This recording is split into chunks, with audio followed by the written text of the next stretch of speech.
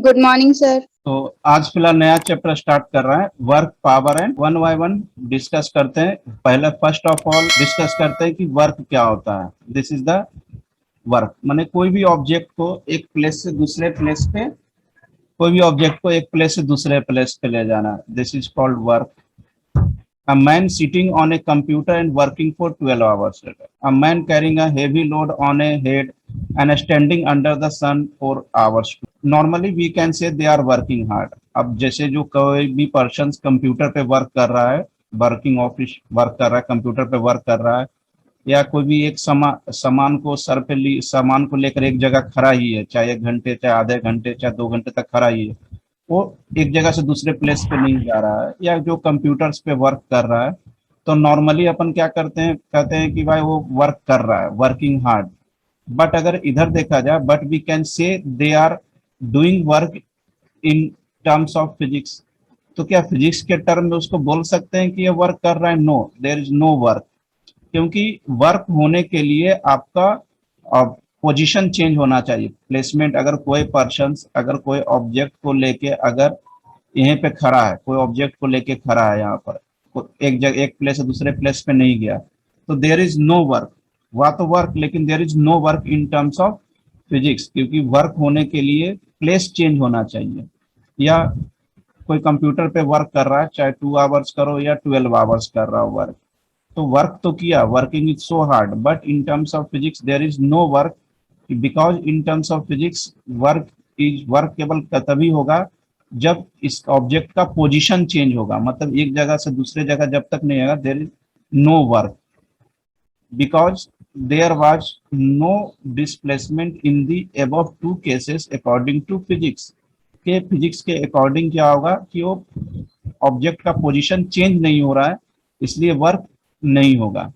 अब है कि what is work according to physics के हिसाब से वर्क क्या होगा? तो वर्क मतलब पोजीशन चेंज होना चाहिए। Work is said to be done by a force when a body undergoes displacement parallel to the line of the action of force. मतलब अगर कोई ऑब्जेक्ट पे आप इधर फोर्स लगा रहे हो, तो इस ऑब्जेक्ट को यहाँ से यहाँ तक आ गया, पोजीशन चेंज होना चाहिए, तभी उसको आप वर्क कहेंगे। मतलब किसी भी ऑब्जेक्ट पे अगर आप फोर्स लगा रहे हो, फोर्स लगाने पे अगर उसका पोजीशन चेंज हो रहा है, एक प्लेस से दूसरे प्लेस पे जा रहा है, तो मतलब कहेंगे दैट इज डूइंग वर्क।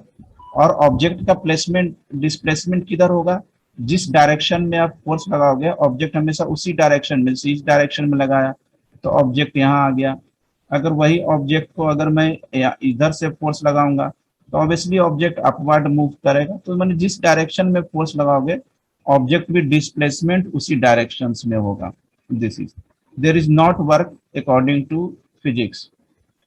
अब इसकी अगर बात कर रहे हैं, तो दिस इज वर्क, क्योंकि कलेक्टिवली क्या हो रहा है कि ग्रास कटर को, ये पर ग्रास कटर तो ठीक है ऑटोमेटिकली चल रहा है, लेकिन ये पर्सन क्या हो रहा है कि पूरे गार्डन में ग्रास कटर को एक जगह से दूसरे जगह पर वो मूव कर रहा है, मतलब ग्रास कटर का पोजीशन चेंज हो रहा है। तो सेकंड केस में आपका वर्क होगा। अब वर्क, अगर वर्क का डेफिनेशन देखें तो वर्क इक्वल टू क्या होता है? Force into displacement. Force into displacement is called work. अब अगर लेट अ कांस्टेंट फोर्स, मान लिया कोई कांस्टेंट फोर्स अप्लाई कर रहे हैं किसी बॉडी पे, इस प्रकार की tan angle theta with the horizontals. मतलब अभी जो मैं अगर ग्रास कटर की बात कर रहा था, एक ग्रास कटर था आपका, दिस इज ए पर्सन यहाँ से ये चला रहा था, तो ये क्या था कि या ट्वाइस, कोई ट्वाइस की बात कर रहे हैं, बच्चे, छोटे बच्चे जब ट्वाइस खेलते हैं तो इस तरीके से पकड़ते हैं थीटा। मतलब ये थ्रेड हो गया, थ्रेड को जैसे टॉय को छोटे बच्चे जब खिलौने से खेलते हैं थ्रेड से बांध के, तो देखना कि वो हॉरिजॉन्टली ने कुछ इस तरीके से वो एंगल से खींचेंगे। तो वही चीज क्या बात कर रहे हैं कि अगर फोर्स थीटा एंगल से लग रहा हो, किसी ऑब्जेक्ट पे थीटा एंगल से फोर्स लग रहा हो, तो उसका जो डिस्प्लेसमेंट है कुछ इस तरीके से, तो इसको आपको क्या करना पड़ेगा? कंपोनेंट में ब्रेक करना पड़ेगा। हॉरिजॉन्टल डायरेक्शन में क्या हो जाएगा? एफ कॉस थीटा, और वर्टिकल डायरेक्शन में एफ साइन थीटा। मतलब ऑब्जेक्ट को डिस्प्लेसमेंट, फोर्स तो आप थीटा एंगल से लगा रहे हैं, लेकिन ऑब्जेक्ट का डिस्प्लेसमेंट जो होगा वो हॉरिजॉन्टली होगा। मतलब अब आपको जो फोर्स कंसीडर करना पड़ेगा, वो फोर्स कौन सा कंसीडर करना पड़ेगा आपको? एफ कॉस थीटा कंसीडर करना पड़ेगा। तो F cos theta is the direction of displacement, body जो डिस्प्लेस हो रहा है उस डायरेक्शन में एफ कॉस थीटा लग रहा है, और एफ साइन थीटा जो रह रहा है डिस्प्लेसमेंट के परपेंडिकुलर डायरेक्शंस में लग रहा है, डिस्प्लेसमेंट के परपेंडिकुलर डायरेक्शंस में। अब आप जब डिस्प्लेसमेंट किसमें कौन कंसीडर करेंगे, F cos theta. Since body is displacement in the direction F cos theta, तो work done by the force in displacing of the body through distance. मतलब आप एफ सिर्फ अब नहीं लिखोगे, अगर कोई एंगल से फोर्स लग रहा हो तो फोर्स के प्लेस पे अब आपको यूज क्या करना पड़ेगा, एफ कॉस थीटा यूज करना पड़ेगा। तो F cos theta into distance, ये क्या हो जाएगा आपका डॉट प्रोडक्ट हो गया। क्योंकि अगर आपको याद हो तो वेक्टर में मैंने आपको बताया था A dot B, A dot B equal to क्या बताया था, ए बी कॉस थीटा। वही चीज है, ए क्या है आपका फोर्स है और बी क्या है आपका एस है। अब यहाँ क्या हो गया आपका, चूंकि ये क्या है इस पैरेलल, जिस डायरेक्शन में ऑब्जेक्ट डिस्प्लेस हो रहा है उसी डायरेक्शन में फोर्स लग रहा है, मतलब थीटा क्या हो जाएगा आपका जीरो अगर इस डायरेक्शन में लगेगा। और ए डॉट, इसलिए एफ कॉस थीटा एस को क्या लिख दिए, एफ डॉट एस लिख दिए। तो ये चीज ख्याल रखना, वर्क हमेशा क्या होता है, डॉट प्रोडक्ट होता है फोर्स एंड डिस्प्लेसमेंट का। तो मतलब क्या बोल सकते हैं, work done by the force is equal to the scalar और dot product of the force and displacement of the body. तो ये चीज ख्याल रखना, वर्क जो होता है हमेशा फोर्स एंड डिस्प्लेसमेंट का क्या होता है आपका डॉट प्रोडक्ट होता है।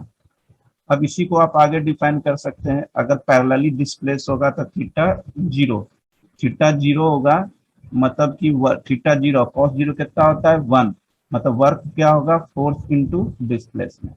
तो बेसिकली अपन जो वर्क का फॉर्मूला जो आप रीड करते हो फोर्स इनटू डिस्प्लेसमेंट, तो इस केस में यूज करते हैं कि अपन मान के चलते हैं कि बॉडी का जो डिस्प्लेसमेंट है वो हॉरिजॉन्टल डायरेक्शंस में हो रहा है। क्या हो रहा है, बॉडी का जो डिस्प्लेसमेंट हो रहा है हॉरिजॉन्टल डायरेक्शन में मान के चलते हैं, इसलिए direct work equal to force into displacement. Otherwise आपका जो वर्क का जो मेन फॉर्मूला जो होता है वो होता है फोर्स और डिस्प्लेसमेंट का डॉट प्रोडक्ट होता है, ये जनरल फॉर्मूला, इसी से सारे फॉर्मूला डेराइव है। और अगर आप थीटा 90 ले लोगे तो कॉस 90 क्या होता है जीरो, मतलब वर्क क्या हो गया आपका जीरो, मतलब ये परपेंडिकुलरी वर्क होगा ही नहीं क्योंकि बॉडी का डिस्प्लेसमेंट तो इधर हो रहा है। तो मैथमेटिकली भी देख रहे हैं कि वर्क जीरो हो रहा है, मतलब 90 डिग्री पे ये डिस्प्लेसमेंट नहीं हो रहा है, मतलब work should be zero. Work is a scalar quantity, work का सीजीएस यूनिट क्या होता है अर्ग, और एसआई यूनिट क्या होता है जूल होता है, ये याद रखना। 1 joule equal to 10 to the power 5, या 10 1 जूल, जूल मतलब क्या newton metre, 1 newton into 1 metre, 1 newton में कितना होता है 10 टू द पावर 5 टाइम, और 1 मीटर में कितना होता है 100 सेंटीमीटर, मतलब 1 जूल बराबर 10 to the power 7 dyne centimetre. क्योंकि मैंने वर्क का फॉर्मूला क्या लिखा है आपको, फोर्स इंटू डिस्प्लेसमेंट, और फोर्स की यूनिट ऑलरेडी डिस्कस किया हुआ है न्यूटन, और डिस्प्लेसमेंट की यूनिट ऑलवेज मालूम है आपको मीटर, मतलब वर्क यूनिट क्या होती है न्यूटन मीटर, और न्यूटन मीटर को क्या बोलते हैं जूल बोलते हैं। तो ये चीज ख्याल रखना है, ऐसा यूनिट जूल है और सीजीएस यूनिट अर्ग है। अर्ग का मतलब क्या होता है डाइन सेंटीमीटर। तो कभी कभार देखना न्यूमेरिकल्स में जो यूनिट दिया हुआ रहता है वो अर्ग में दिया हुआ रहता है, तो उसको आपको जूल में चेंज करना पड़ेगा। तो अर्ग को जूल में चेंज करने के लिए 10 टू द पावर 7 से डिवाइड करना पड़ेगा, तो अर्ग जूल में चेंज होगा। तो जो भी न्यूमेरिकल्स अपन बनाते हैं वो न्यूमेरिकल्स बेसिकली हमेशा ऐसा यूनिट्स में बनाते हैं, तो इसलिए अर्ग में दिया हो रहा है तो उसको जूल में चेंज करना पड़ेगा, क्योंकि 1 joule equal to 10 to the power 7 erg, और अर्ग का मतलब होता है डाइन सेंटीमीटर। अब कुछ क्वेश्चंस का जवाब दें, बताएं क्या होगा, ये सिंपल क्वेश्चंस है, सॉल्व करें। सर ए। यस सर ए। ये कैसे होगा, अभी मैंने आपको क्या बताया था कि कोई पर्सन कंप्यूटर पे वर्क कर रहा है या सूटकेस लेके एक ही जगह पर खड़ा है, चाहे वो आधे घंटा खड़ा हो या 2 घंटा खड़ा हो, खड़ा एक जगह से दूसरे जगह पर गया ही नहीं। अब जब वो गया ही नहीं है तो फिर क्या होगा, वर्क शुड बी जीरो। आया समझ में? यस सर, वो मैंने अच्छे से नहीं पढ़ा क्वेश्चन। अब देखें नेक्स्ट क्वेश्चन। अब देखो, a circular track of radius R, radius R का एक सर्कुलर ट्रैक है, is in the vertical plane, A B is a vertical diameter, a circular A B diameter दे रखा है, the work done in moving a mass of m along the path ACB, ACB path में कितना work होगा ये आपको बताना है। दिस इज ये आपके ऑप्शन दिए हुए हैं, बताएं क्या हो सकता है आंसर। सर ए होना चाहिए, pi R M G. Circular track है, वर्टिकल प्लेन आर है, आर इज द रेडियस दे रखा है, ठीक है, आर मतलब ये आपका रेडियस है। तो पूरा रेडियस ए से बी तक का रेडियस कितना हो जाए, सॉरी ए आर है, ए बी आर है, तो टोटल क्या आ जाएगा आपका 2r। आपने किस हिसाब से बताया, इसलिए पायर बताया कि आपने सोचा कि ए से इधर इस तरीके से हाफ मूवमेंट कर रहा है, मतलब पाई आर हो गया, यस सर। पाई आर हो गया। और एम जी डाउनवर्ड लग रहा है, force M G is the force downward, तो पाई आर एम जी बोल दिया। जबकि क्या होता है वर्क डन में फोर्स इनटू डिस्प्लेसमेंट, तो ऐसे थोड़ी जाएगा, ए से बी भी तो डायरेक्ट चला जाएगा, डिस्प्लेसमेंट की बात करते हैं इसमें। इस तरह this is displacement, total distance कितना हो गया 2r, और एम जी तो लग ही रहा है डाउनवर्ड, तो M G into 2r, option should be second. बाकी लोग भी क्वेश्चन ट्राई करें, क्वेश्चन ट्राई नहीं करोगे तो समझ में नहीं आएगा। एक क्वेश्चन देखें, इसका क्या होगा आंसर। सर अब बी ऑप्शन सर 11 जो sir B plus 13 work force into displacement, ना तो ए हुआ ना तो डी हुआ। क्या दे रखा है, फोर्स दे रखा है, दिस फोर्स दे रखा है 5i plus 3j is applied over a particle which displacement it from origin to the point this, point क्या दे रखा है 2i माइनस j। तो वर्क डन इन पार्टिकल्स के लिए आपको वर्क डन निकालना पड़ेगा, तो फोर्स इंटू डिस्प्लेस मैंने फॉर्मूला भी लिख दिया था, तब तो बन ही जाना चाहिए 5i plus 3j dot 2i minus j, इसका डॉट प्रोडक्ट निकाल दें, 5 इंटू 2 10 और minus 3, this is 7, answer should be 7 joule. आया समझ में, यस सर। यस सर है ना। वेक्टर्स बहुत सिंपल क्वेश्चन थे। अब देखते हैं टाइप्स ऑफ वर्क। अब वर्क जो है वो आपका पॉजिटिव भी हो सकता है, निगेटिव भी हो सकता है और जीरो भी हो सकता है। तो जीरो का कंडीशन तो आप देख चुके हो कि अगर कोई पर्सन कंप्यूटर पे वर्क कर रहा है या कोई सामान लेकर एक ही जगह पर खड़ा है तो वर्क शुड बी जीरो। अब पॉजिटिव और नेगेटिव वर्क किस केस में होगा। Positive work means force is parallel to the displacement, मतलब जिस डायरेक्शन में ऑब्जेक्ट का डिस्प्लेसमेंट हो रहा है फोर्स भी उसी डायरेक्शन में लग रहा है। मतलब ये ऑब्जेक्ट है, ऑब्जेक्ट यहाँ से यहाँ हो गया, तो जिस डायरेक्शन में आप फोर्स लगा रहे हो डिस्प्लेसमेंट भी उसी डायरेक्शन में हो रहा है, तो उस केस में वर्क हमेशा पॉजिटिव हो गया। एंड फोर्स और एंगल डिस्प्लेसमेंट के बीच एंगल हमेशा क्या होगा, this in between 0 degree and 90 degree. देख रहा है 0 डिग्री पर मैंने क्या लगाया, लेस देन इक्वल टू, मतलब 0 लेना है, 90 पे नहीं लगाया, मतलब 90 अपने को कंसीडर नहीं करना है। मतलब पॉजिटिव डिस्प्लेसमेंट का एक कंडीशंस होगा, इसको याद रखना कि एंगल जो होगा 0 से लेके 90 तक, मतलब 90 से कम, 90 नहीं होगा 90 से कम, तो वो क्या कहलाएगा, क्योंकि 90 अगर हो जाएगा तो वो जीरो हो जाएगा, वर्क शुड भी जीरो, इसलिए 90 अपने को लेना नहीं है। 0 डिग्री से लेकर 90 तक, मतलब 90 से कम बने, तो वो क्या होगा आपका पॉजिटिव वर्क होगा। अब पॉजिटिव वर्क का कुछ example, when a person lifts a body from the ground work done by the lifting the force, तो इसमें कौन सा फोर्स लगा रहा है, पॉजिटिव लगा रहा है। वेट लिफ्टर्स वेट को लिफ्ट किया ग्राउंड से ऊपर तक, इसमें क्या किया इन्होंने, पॉजिटिव वर्क किया।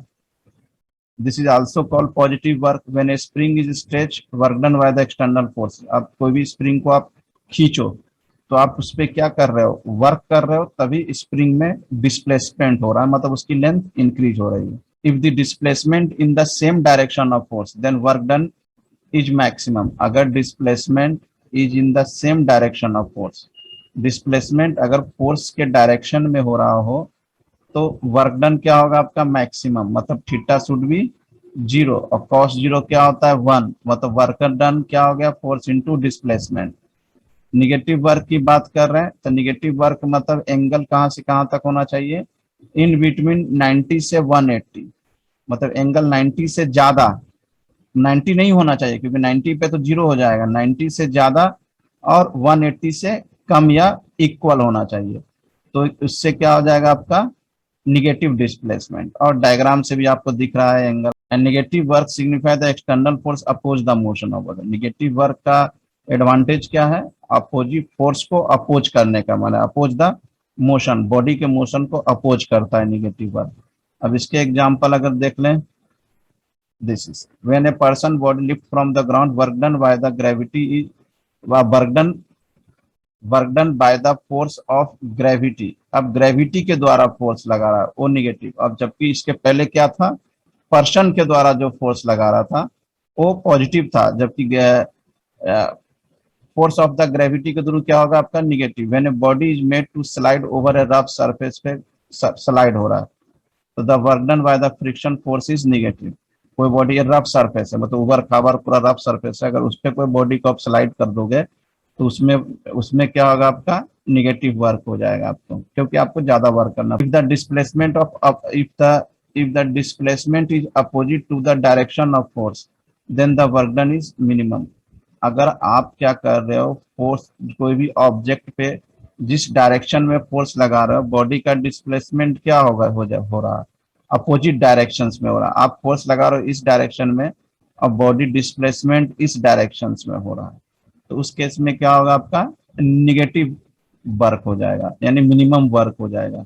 मतलब एंगल क्या हो जाएगा 180 और cos 180 -1, तो वर्क क्या हो जाएगा आपका माइनस फोर्स इंटू डिस्प्लेसमेंट हो जाएगा। ये चीज याद रखना। जीरो वर्क तो कर कोई दिक्कत नहीं है, परपेंडिकुलर डायरेक्शन में थीटा 90 हो तो जीरो, मतलब मैंने एंगल जब 0 से 90 होगा तो पॉजिटिव वर्क, 90 होगा तो जीरो वर्क और 90 से 180 होगा तो negative work. This is when a body moves in a circle, the work done by the centripetal force is always 0.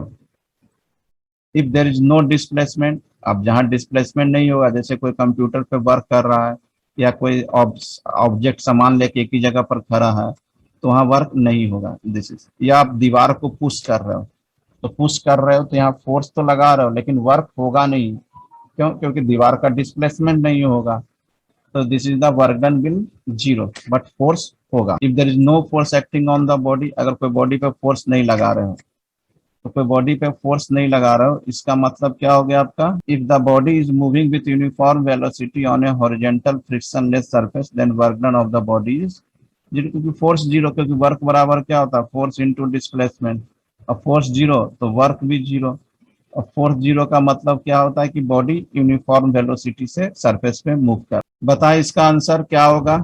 Sir no work at all. अभी मैंने समझाया, a man pushes a ball and fail to displace, मतलब no work, क्योंकि दीवार का displacement ही नहीं होगा। इसका बताएं क्या होगा आंसर? 0. कह रहा है a man is rowing a boat upstream and in spite of the boat is found to be not moving with respect to bank, the work done by the man is, देखो अब man जो है boat को चला रहा है up stream में, और जो नदी का जो फ्लो है, धारा, उसको फिर से पीछे कर देगा, तो मैन तो आगे वर्क तो कर रहा है ना, वो नाव को तो आगे ले जा रहा है, लेकिन नदी या समुद्र जो भी हो, नदी में इतनी ज्यादा या समुद्र में जो भी इतनी ज्यादा इस धारा फ्लो है कि उसको फिर से पीछे कर रहा है, वो आगे जा रहा है फिर से पीछे जा रहा है, तो फ्लो के डायरेक्शन क्या होगा आपका पॉजिटिव। ये बताएं क्या होगा इसका आंसर? तो maximum work, positive work, maximum नहीं बोल सकते हैं, वर्क पॉजिटिव हुआ ना।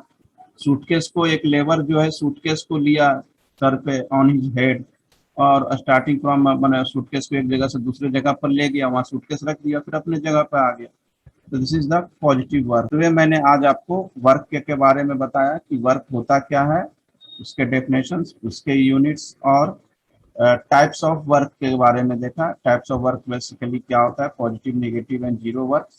अब आगे की क्लास में अपन देखेंगे, नेक्स्ट क्लास में देखेंगे एप्लीकेशन ऑफ वर्क।